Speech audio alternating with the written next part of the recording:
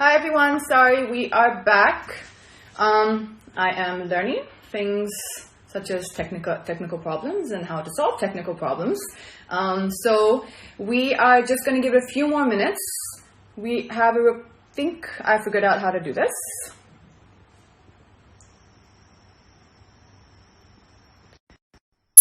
I think we have it.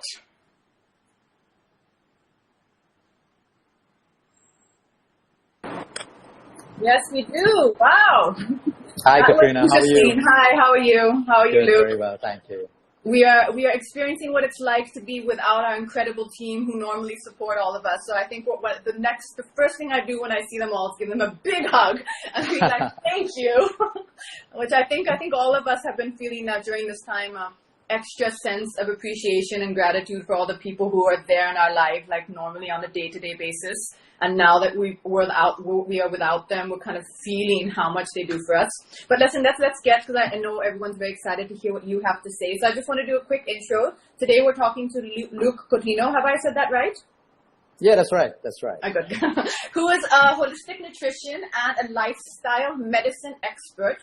And we are going to be basically touching on some topics like dealing with stress, mental well-being, immunity-boosting tips, and how we can basically maintain a healthy lifestyle during this time.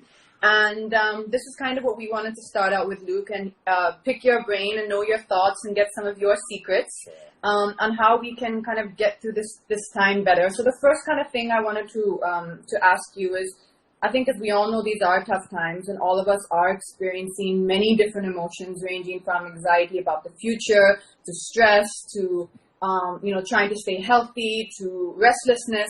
And I think what I really wanted was for you to share some tips with us and all of our, K-Beauty family about the kind of things that we can do during this time to kind of calm ourselves and keep calm and, keep ourselves in the best possible state we can be. Sure, yeah, I know stress and fear is a big thing right now. And people would be expecting the normal answers of go and meditate, don't worry, and all of that stuff. Yeah, but let's understand where fear comes from. Fear comes from when we feel out of control.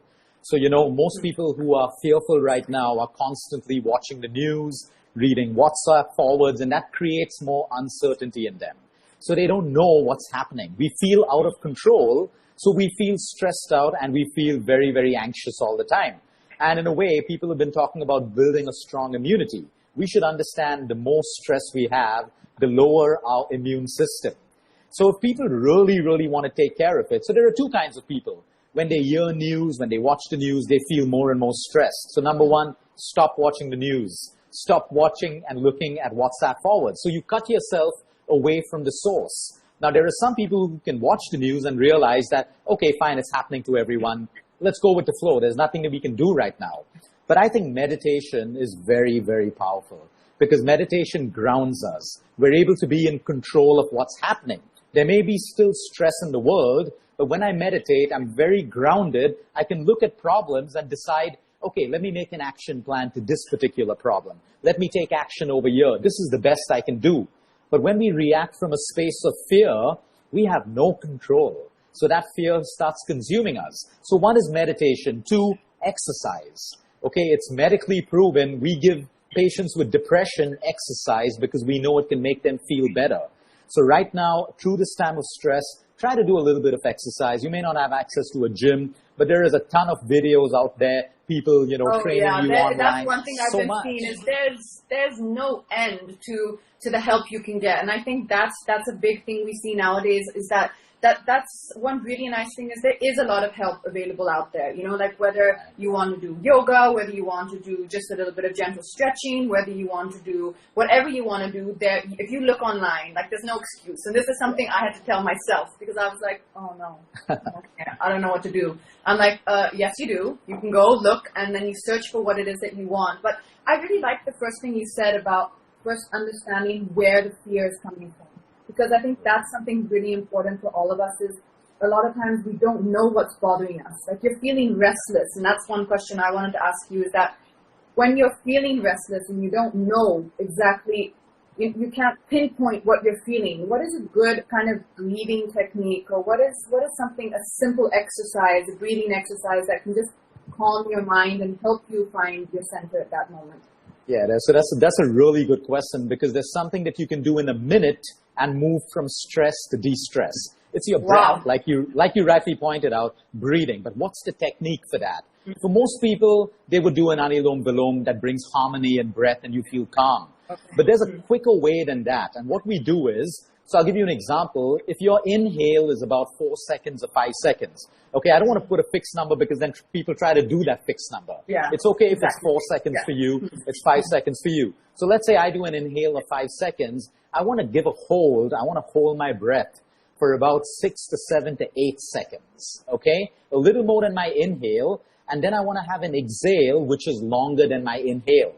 So let's say I did a 4-second inhale. I did an 8-second hold. My exhale may be 12 seconds. And I if just you tried do, it. I just tried you try it. it. I tried it as we were talking. 4 to 6 breaths into you will feel calmer. Your problems may still be there, but you feel calmer. Your heart rate comes down. Your BP can come down. Your blood sugar levels can come down by this one simple practice. So people need to learn to breathe the right way. That's why pranayama at this point is like magic.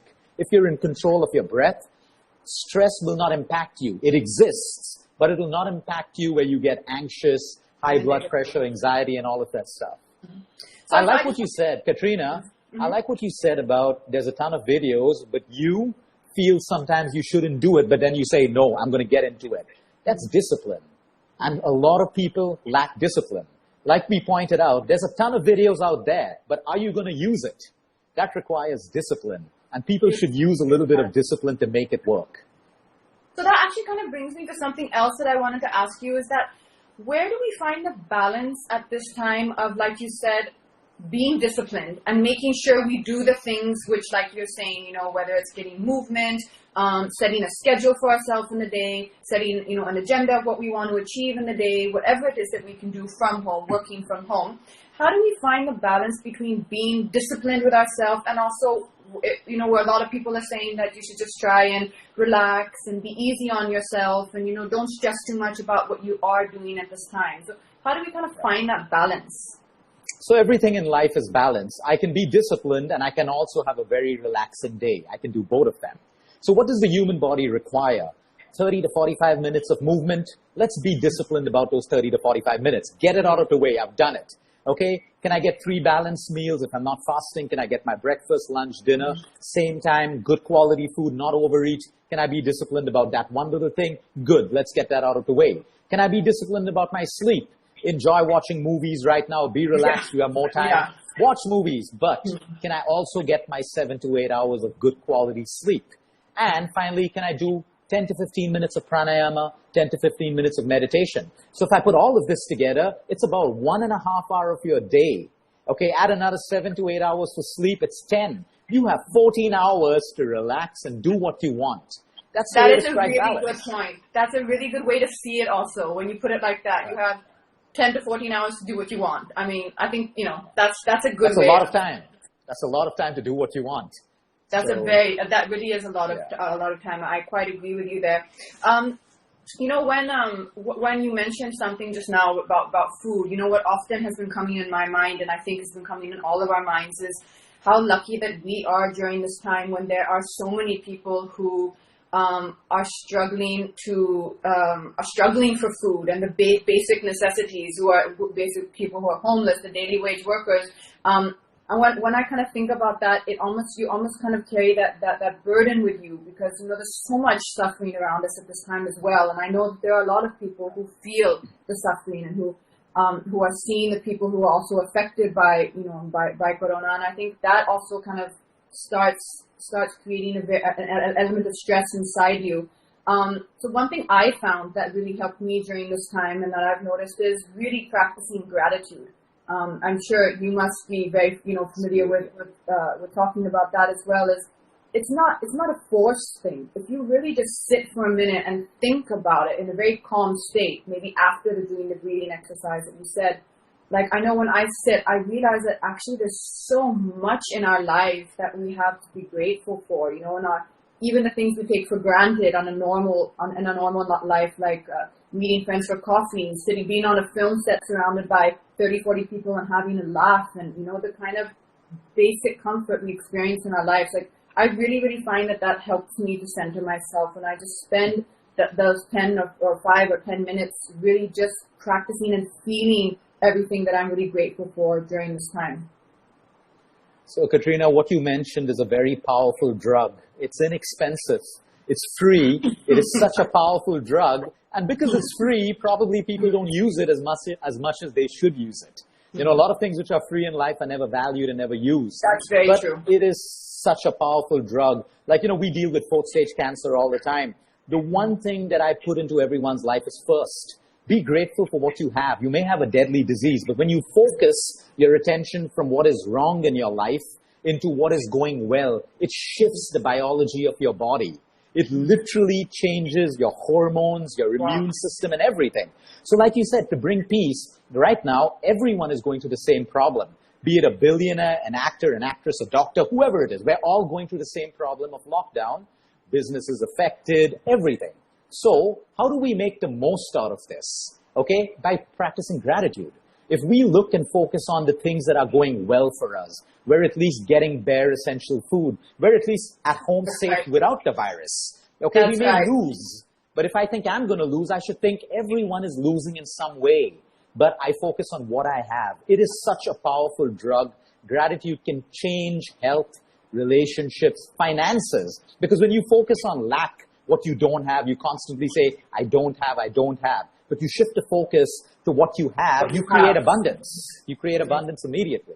Yeah. So that's powerful, what you said. That's very, very, that's a very important tool. So I just wanted to throw at you some of the questions. So when we announced the live earlier, a lot of people have sent in some questions. I've tried to just take out a few of them.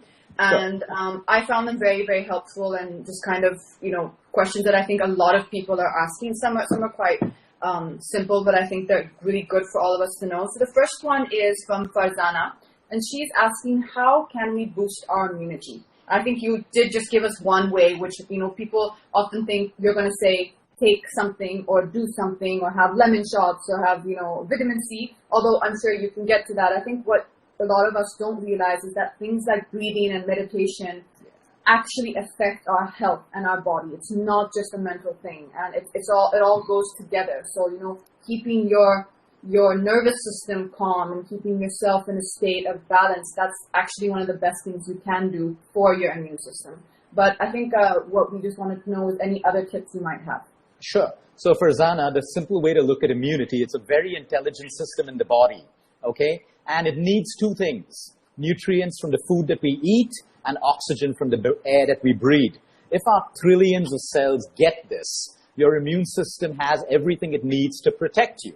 So now where am I getting the nutrients from? Am I getting it from junk food? It's not going to help.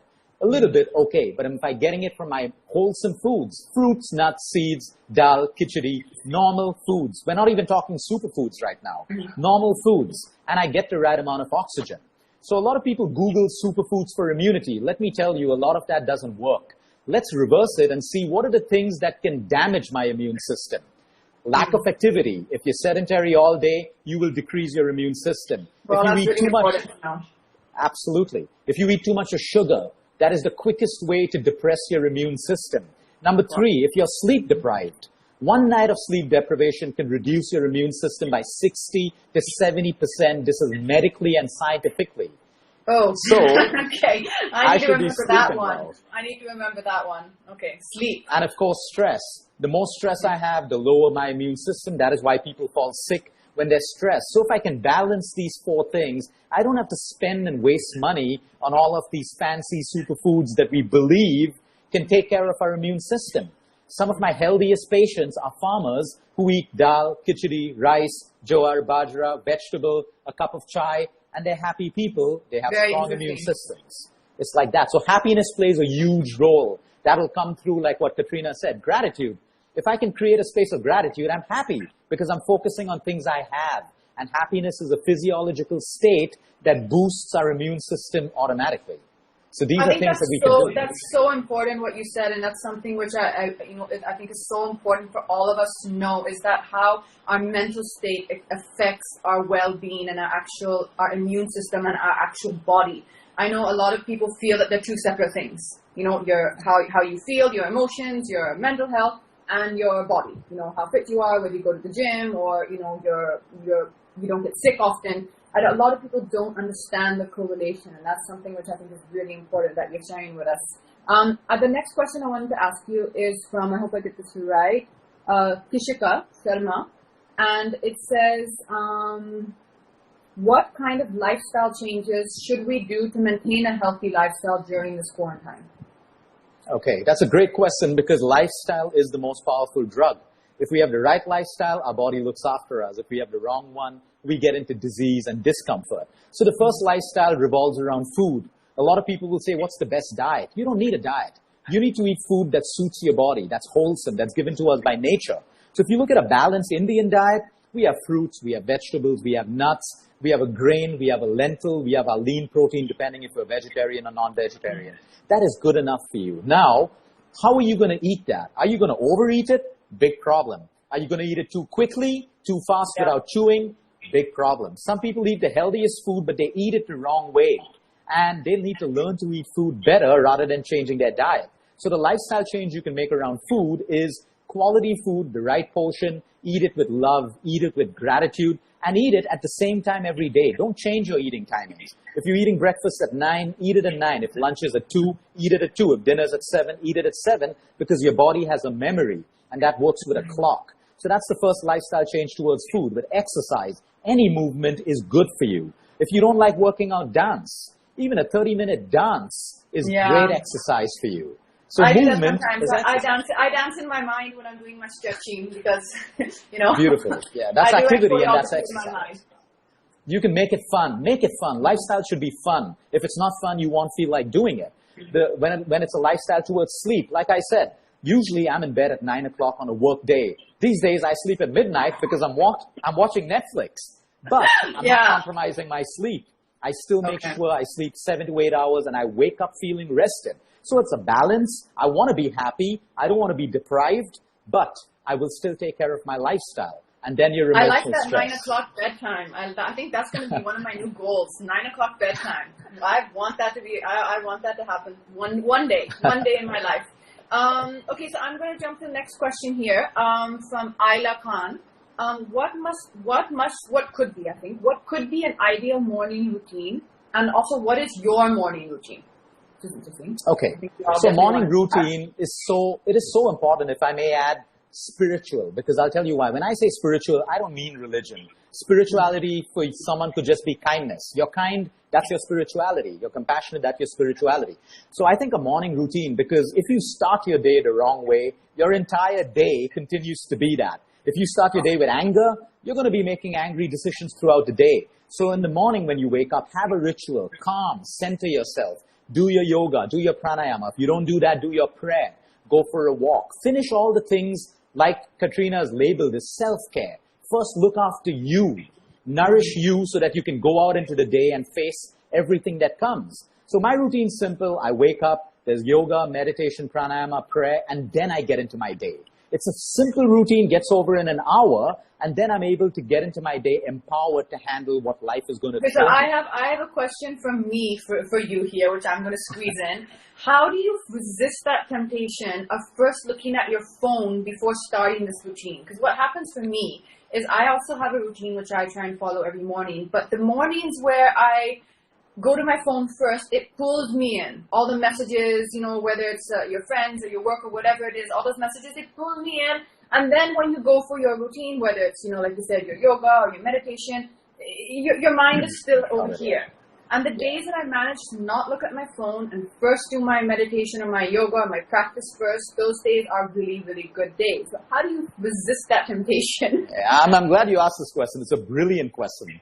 And it's very simple. So 1 hour before bedtime, I switch off my phone completely. And I will not switch it on until I finish my ritual. Because like you, the moment I look at WhatsApp, I make that mistake. I have 400 patients messaging me. I'll answer one and then my mind is caught into a spiral. I'm not centered anymore. So the moment we switch on our phones, we're connected outward to the world. But when the phone is off, we're connected inward. So I would keep it off, and no matter what, I will not switch on my phone until the ritual is over. Because once you put that phone on, we're literally out of control. You know? Great. That's important to remember. Okay, so one question here which I thought was very interesting from Tanya, and she's saying a lot of us have been following the fad of intermittent fasting, intermittent dieting. I know also there are quite a lot of people I know who do that. And what are your thoughts on it? So number one, intermittent fasting is not a fad. It is absolutely a scientific way of eating. It is the way human beings are meant to eat. So we're supposed to eat, with sunset. On a practicality, we're supposed to eat an early dinner, keep at least 12 to 14 hours. Sunrise to sunset, we're supposed to eat then. But sunset to sunrise, we're not supposed to. The human body is designed that way. Now human beings take a principle and they make it into a fad. So the moment you say, I'm doing 16 hours, I'm doing 18 hours, you made it a fad. Because why 16? Why not 17? Why not 15 and a half? You need to fast according to what your body tells you. So some people get the best results in 12 hours. Some people get it in 14 hours. It's different for everyone every day. So if you put yourself into a box and given it a number, you've made it a fad. But the system of fasting is by far one of the most powerful mechanisms for human health. Skin, hair, cancer, diabetes, you name it. It's your body healing you while you're not eating. That's really interesting because this is actually a discussion I have with my friends a lot. That whether this is a good thing or not. Like some people I know they do 14 hours. Some people do 12. Some people do 16. But I think what you said is very important to feel what feels right for you. Yes, and to keep that in mind. I'm just going to jump to the next question because I know that we only have a little bit of time left. From Shushmita, she's asking what type of foods can help boost our immune system. Now, this is also an interesting question, which I just also want to add something here, because a lot of people sometimes don't know what their allergies are. So you can think you're eating something healthy, but you may be allergic to it. So during this time where we are kind of, confined to home, it's also a little bit restricted what all, you can get, what's available right now. Maybe just some simple suggestions of healthy foods we can incorporate into our diet. Okay, so we can break that down. I'll give everyone a simple recipe right now. If you have ginger at home, you have garlic at home, you have a little bit of cinnamon. I'm writing it down. Which most people have. So you need cinnamon, garlic, and ginger. I take a 1-inch piece of ginger. I take 2 cloves of garlic. I mash it together. I boil it in water with just like 1/4 teaspoon of cinnamon powder. That's dalchini. Okay? I boil that for about 5 minutes. I make like a tea. And then I pour it into a mug and I sprinkle a little bit of fresh lemon. Usually, most people will not be allergic to this. But if you are, just don't have it. It's as simple as that. Yeah. Try to consume this once or twice a day. I just want to run that once by. So you're saying 1 inch of ginger, 2 cloves of garlic, 1/4 of a teaspoon of cinnamon, and you boil this together for about 5 minutes, and you can squeeze like maybe half a lemon on it. Is that right? Yeah, just a few drops of lemon on it. And that is such a powerful... How much water do you boil it in? How much water do you use to boil it? Yeah, you can use like 3 cups and reduce it to 2. Okay, because while boiling, you lose some water. So you have 2 cups which are made for the day, and you can have that. Now, the other Indian foods are simple. Khichdi is a superfood. Sambar is a superfood. I really like that, yeah. Yeah, these are superfoods. Your garam masala that we made our curries in are superfoods because they contain everything from turmeric to black pepper. Your chutneys, Indian chutneys are superfoods because they have fresh ingredients, spices. So really, we have all of this available right now. We don't have to make it complicated. We don't need superfoods. These are beautiful things that will boost our immune system. So basically, keep it simple and don't overcomplicate it. Okay, I'm just going to jump in one last question here from Pooja, who's asked, how do we cope with working from home at this time?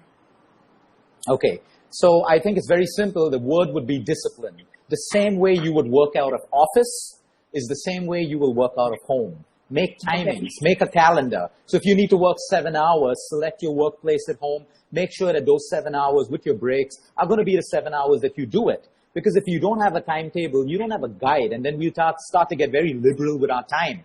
Everything has to be planned in life. Everything. So if I follow a timetable like between 9 and 12, I'm going to see my patients. Between 12 and 1 is family time, lunchtime. 2 and 3, I may do a couple of talks. And then evening is my workout and my own time, my personal time. I have a calendar. I'm going to be disciplined into it, and I'm going to be able to work from home like I can work from office or from my clinic. Okay, I think that's something really important because I know I myself am struggling with that. Like right now, like do I follow the same amount of time that I would if I was on a normal day or normal time from home, of course, but Right. there's a lot of things we can do from home. A lot of us can do a certain amount from home, but you kind of just push it away and, you're not certain. But I think what you're saying is important, that you're saying set a time and make sure you follow it. Yeah. And that'll definitely help you be more productive in the day. I think that's kind of where what we have time for today. But I know a lot of my friends, when they read that I was coming on live with you, they had a lot of questions that they wanted to throw at you. I think a lot of people really appreciate your advice and all the tips you give. So I just want to say to all of the K-Beauty family, first of all, a big thank you for being here with us. We really appreciate it, and your advice. You've given us some excellent tips. Thank you. Also, just to all of our followers and to everyone who's watching, you can follow Luke on Facebook and on Instagram. I follow him on Instagram, and you can get some amazing health and lifestyle advice. And I know during this time you've been posting a little bit more and giving more tips, because I think everyone at this time is just searching for information that could help them. That's right. So thank you so much for being with us, and thank you so much everyone who's joined us and watching. We hope that it was helpful and informative to you. And just one last shout out I'd like to do. I think we're all feeling this right now, but just a really big big heartfelt thanks to all of the frontline workers, the doctors, the nurses, Absolutely. the police force who are out there every day keeping us safe, protecting us, and who are putting their lives on the line and facing their fears and anxieties by going to work every day and treating the patients and the people who are affected by COVID-19. So I think we all feel that way. Any signing off, Luke, you'd like to do? No, I just want to thank you for bringing up that point on gratitude. There's a lot that we can take away from you, but we always forget gratitude. And by far, what you mentioned is such a powerful drug. So I need to thank you for bringing that up again and adding a lot of structure to everything. And, I think it's been great. And I'm glad that you're using this to actually educate people. I think people are hungry for content. And I think when, people drive it the way you are, people are going to follow it and people are going to do it. And we need more action at this point. So thank you very much for that. I appreciate it. Thank you. Thank you, Luke, and it was wonderful having you with us. Bye, everyone. Thanks. And bye, everyone. Thanks for joining. Lots of love to you all. Bye.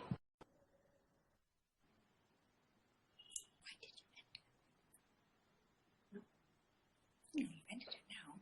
Finish it. No, you've signed off. It's done. I don't know, I thought you had more questions.